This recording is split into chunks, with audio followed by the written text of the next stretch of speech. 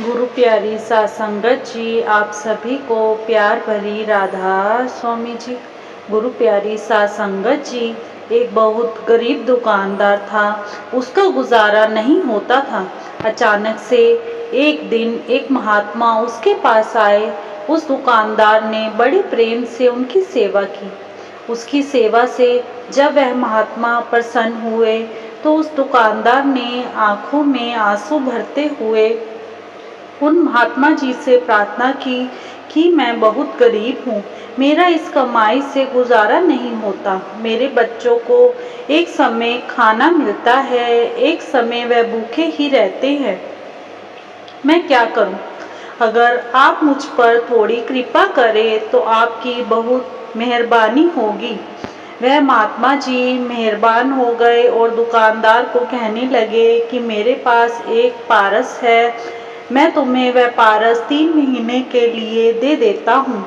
इतने समय में तुम उस पारस से लोहे का जितना सोना बनाना चाहो बना लेना। महात्मा तो उस दुकानदार को वह पारस देकर कृपा करके चले गए, लेकिन जीव का भाग्य बदलना तो खुद उसके ही हाथ में है। अगले दिन वह गरीब दुकानदार बाजार गया और उस दुकानदार से पूछा कि भाई, लोहे का क्या भाव है? लोहे वाले ने कहा कि भाई, पहले तो 5 रुपये मन था, अब 7 रुपये मन हो गया है। वह गरीब दुकानदार बोला कि मुझे घाटे का सौदा नहीं करना। उस मूर्ख को इतना भी नहीं पता था कि 1 मन सोने का कितना भाव होता है। वह बोला, जब 5 रुपये मन हो जाएगा मैं तब खरीदूंगा। वह ऐसे ही खाली हाथ घर लौट आया। दूसरे महीने वह फिर बाजार गया और फिर पूछा, भाई, लोहे का क्या भाव है? दुकानदार ने कहा, लाला जी, भाव तो पहले से भी बढ़ गया है। वह फिर बोला, जब 5 रुपये मन होगा तब ही खरीदूंगा। ओ भले मानुष, महंगाई बढ़ रही है, घट नहीं रही। तीसरे महीने वह फिर बाजार गया, लोहे का भाव पूछा तो दुकानदार ने कहा, भाई, रेट तो पहले से भी बढ़कर अब 15 रुपये मन तक पहुंच चुका था। वह खाली हाथ ही घर वापस आ गया। इतने में 3 महीने पूरे हो गए तो उस महात्मा ने सोचा कि चलो जाकर अपना पारस ले आए। उस दुकानदार ने तो बड़े बड़े आलीशान मकान बनवा लिए होंगे, लेकिन जब महात्मा उसकी दुकान पर आए तो वह देखकर हैरान रह गए। वही टूटी फूटी दुकान, वही पुराना सा मकान। महात्मा अपना पारस लेकर वापस चले गए। साध संगत जी, यही मिसाल हम पर भी घटती है। मनुष्य जन्म पारस है, संत महात्मा कुल मालिक है, जिसने हम पर कृपा करके हमें पारस जैसा मनुष्य जन्म दिया है। हमारे अंदर खुद कुल मालिक अकाल पुरुष बैठे हैं। हम संसार के बाकी सब कामों की ओर तो ध्यान देते हैं, लेकिन उस परम पिता परमात्मा से मिलाप को टालते रहते हैं। हम यह नहीं समझते कि परमात्मा से मिलाप करके हम उसका रूप हो जाएंगे और जन्म मरण के बंधनों से हमेशा के लिए आज़ाद हो जाएंगे। अगर हम मनुष्य जन्म पाकर अंतर में तरक्की करके परमात्मा से मिलाप नहीं करेंगे तो हमसे ज़्यादा खोटे भाग्य वाला और कौन हो सकता है। सतगुरु से मिलाप का एक ही रास्ता है, भजन सिमरन। आज हम आपको हजूर महाराज सावन सिंह जी के समय की बीबी रखी के बारे में एक साखी सुनाने जा रहे हैं।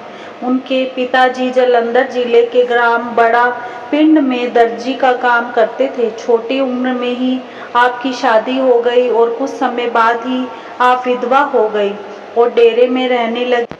सारा दिन आप भजन सिमरन, सत्संग और वाणी के पाठ में व्यस्त रहती। आप खूब अभ्यास करती थी और सतगुरु की कृपा से अंतर में भी आपको अच्छा रस आने लगा था। अभ्यास का यह हाल था कि कई कई दिन तक आपका ख्याल बाहर ना आता था। एक बार 6-7 महीने आपका ख्याल अधिकांश समय अंतर में ही लगा रहा। आपको दीन दुनिया का कोई होश ना था, ना खाने की सुध थी और ना ही पीने की, ना किसी से कोई बातचीत और ना ही बोलचाल। हजूर सावन सिंह जी महाराज सुबह शाम दोनों समय आपके पास आते थे और राधा स्वामी बुलाकर आपका हालचाल पूछते थे। एक बीवी हर समय आपके पास मौजूद रहती थी। सद्गुरु अपने सामने दूध के कुछ चम्मच आपके मुंह में डलवाते थे। कई महीनों के बाद जब सूरत का अंतर में ठहराव पक गया तो धीरे धीरे हजूर महाराज जी ने आपके ख्याल को बाहर लाना शुरू किया। इसमें क्रिया में भी कई महीने लग गए। बाद में आपकी यह अवस्था हो गई कि आप सारी सारी रात भजन में ही बैठी रहती थी। अब हाथों से काम करना और दिल से सतगुरु को याद करना ही उनका असली काम था। सतगुरु हर समय उनके अंग संग रहते थे। जब वह अपनी आंखें बंद करती थी तो गुरु को अंतर में साक्षात पाती थी। एक बार का वृत्तांत है कि उस समय आपकी रूह अंतर में जानी शुरू हुई थी। एक दिन हजूर कमरे के बाहर बैठे कुछ लोगों से वार्तालाप कर रहे थे। बीबी रखी हजूर की कोठरी की दीवार के सहारे बैठी हुई थी। उनकी आंखें बंद थी और ख्याल अंतर की ओर था। एकाएक बीबी रली जो इनके पास ही बैठी थी शोर मचाया, महाराज जी देखिए इसे क्या हुआ है। हजूर ने उठकर देखा कि बीवी रखी के चेहरे पर मूर्छित छाई हुई है और रंग भी हल्दी जैसा पीला पड़ गया है। वह हिलडुल भी नहीं रही थी। हजूर ने उन्हें आवाज देकर बुलाया लेकिन उन्होंने कोई जवाब ना दिया। इस पर हजूर ने अपना हाथ उनके सिर पर रखा और पूछा कि क्या बात है। बीबी रखी बोली, हजूर ऐसा लगता है कि मैं नर्क में चली गई हूँ। हजूर ने कहा, बीबी सिमरन की तरफ ध्यान दो। उन्होंने जवाब दिया कि मुझे सिमरन बिल्कुल भी याद नहीं आ रहा। हजूर ने पूछा, शब्द सुनाई देता है? बोली, बिल्कुल नहीं। तब हजूर महाराज जी ने हुक्म दिया कि मेरी आवाज़ तो सुनाई देती है, इसे पकड़कर इसके पीछे पीछे चली आओ।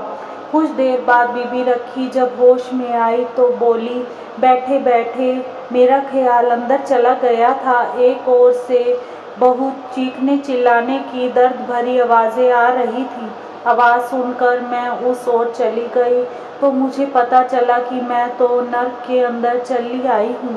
आसपास के दर्दनाक हाल देखकर मैं बहुत घबरा गई थी। मेरा लहू सूख गया था। आगे हजूर आपको सब मालूम ही है।